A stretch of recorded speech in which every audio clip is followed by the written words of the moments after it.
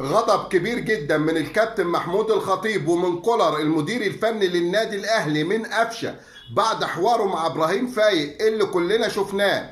الناس اللي بتقول ان قفشه طيب، والناس اللي بتقول ان قفشه على نياته، والناس اللي بتقول ان قفشه اللي في قلبه على لسانه، كل ده شيء جميل يا جماعه، ولكن في فرق كبير بين الطيبه وبين السذاجه. بكل اسف قفشه هربت منه مع ابراهيم فايق. ما ينفعش نغلط في الناس، ما ينفعش نجيب سيره ناس وبعد كده نقول ما كنتش اقصد، وبعد كده نقوله ده طيبه، وبعد كده نقوله ده عفوي، وبعد كده نقوله اللي في قلبه على لسانه. لا، كل ده صفات جميله، ولكن اول ما تغلط في حد الكلام ده كله بيتشال وبيبقى الغلط في الاشخاص. في حاله غضب كبيره جدا جدا من الكابتن محمود الخطيب ومن كولر ومن بعض اللعيبه في النادي الاهلي، امام عاشور وكهربا واكرم توفيق واخرون، من حديث قفشه ومن كلام قفشه.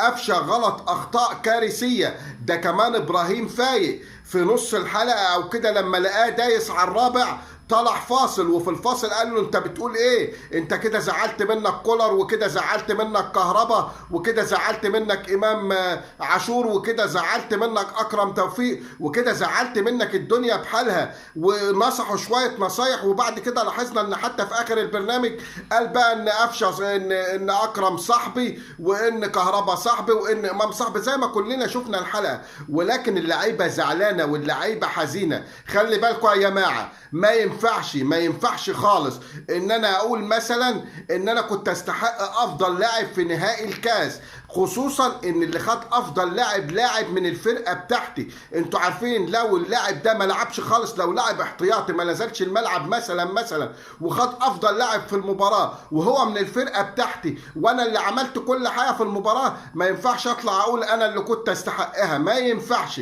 طالما لاعب من فرقتي خلاص الموضوع بيعتبر انتهى وكلنا واحد.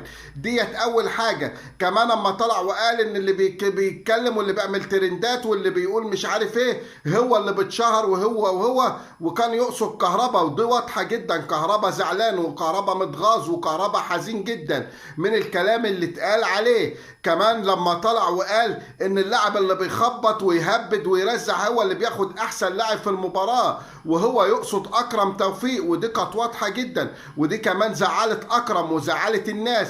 كمان اما بيتم يخيرك ابراهيم فايق بافضل مدرب مين، كولر ولا فايرال ولا مين؟ خلي بالك، ما ينفعش طالما مدرب ماسك الفرقه حاليا ان انت تختار لما يكون موجود في اي اختيار تقول لا انا مش هختار او انا بتحفظ، انما تختار فايلر ده لما ما يكونش كولر موجود في الاختيارات. يعني لو قال لك مثلا موسيماني ولا فايلر لك حق تختار، انما في وجود كولر معاهم ما ينفعش يبقى مدرب ماسك الفرقه حاليا وانت تختار. حاجات كتيره جدا واخطاء كتيره جدا وقع فيها مجدي قفشه، لولا سطر الله. وكمان قال كان في مشكله بين اتنين لعيبه وانا اتدخلت احلها. ده اسرار فرقه، سواء في الملعب التدريب سواء في غرفه الملابس، ما ينفعش تتقال. الخطيب زعلان، الخطيب زهقان، وكذلك كولر، وكذلك بعض لعيبه الاهلي. وفي عقوبه 100% هتوقع. العقوبه هيتم الاعلان عنها ولا لا؟